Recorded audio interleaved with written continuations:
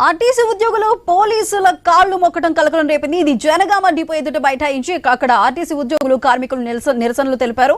అయితే అద్దె బస్సులను ప్రైవేట్ డ్రైవర్స్ తో నడుపుతూ ఉండగా కూడా వారు అడ్డుకున్నారు. వారితో వాగ్వాదానికి దిగారు. అటు నిరసనకారులను పోలీసులు అడ్డుకునే ప్రయత్నం చేశారు. అయితే ఈ సమయంలో ఆర్టీసీ సిబ్బంది అక్కడ తమ పొట్ట కొట్టదంటూ కూడా పోలీసులను వేడుకున్న పరిస్థితులు కనిపిస్తున్నాయి. అయితే సో అక్కడ సిచ్యువేషన్ ఏ విధంగా ఉందో మా ప్రతినిధి ప్రశాంత్ మరింత సమాచారం అందిస్తారు. ప్రశాంత్ చెప్పండి, అక్కడ ప్రైవేట్ డ్రైవర్స్ తో అక్కడ బస్సులు నడిపించొద్దంటూ కూడా అక్కడ నిరసనలు వ్యక్తం చేస్తున్న ఆర్టీసీ కార్మికులు కూడా అక్కడ పోలీసుల కాళ్ల మీద పడిన సిచ్యువేషన్ మనకు కనిపిస్తుంది. సో అక్కడ పరిస్థితులు ఏ విధంగా ఉన్నాయి?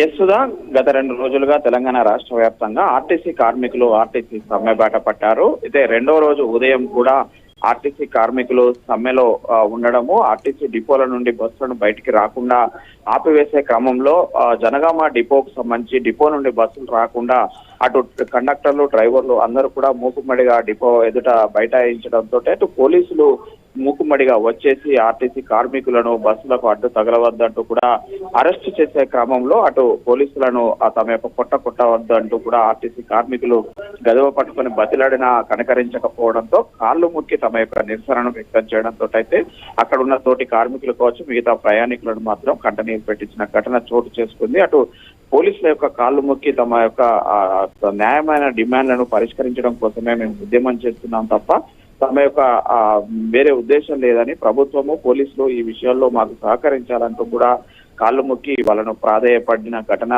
జనగామ డిపో ఎదుట కనిపించింది. సుధా, ఇటు ఉమ్మడి వరంగల్ జిల్లాలోని 9 డిపోలలో ఆ బస్సులలో కండక్టర్లు డ్రైవర్లు అయితే నిరసన వ్యక్తం చేస్తున్నారు. అయితే ప్రత్యామ్నాయ మార్గాలుగా హైర్ బస్సులు ప్రైవేట్ బస్సులతో అయితే ప్రయాణికులకు ఇబ్బంది కలగకుండా అటు ఆర్టీసీ అధికారులు బస్సులు నడపడంతో అయితే అటు ఆర్టీసీ సమ్మెలో ఉన్న కార్మికులు అసహనం వ్యక్తం చేస్తున్నారు.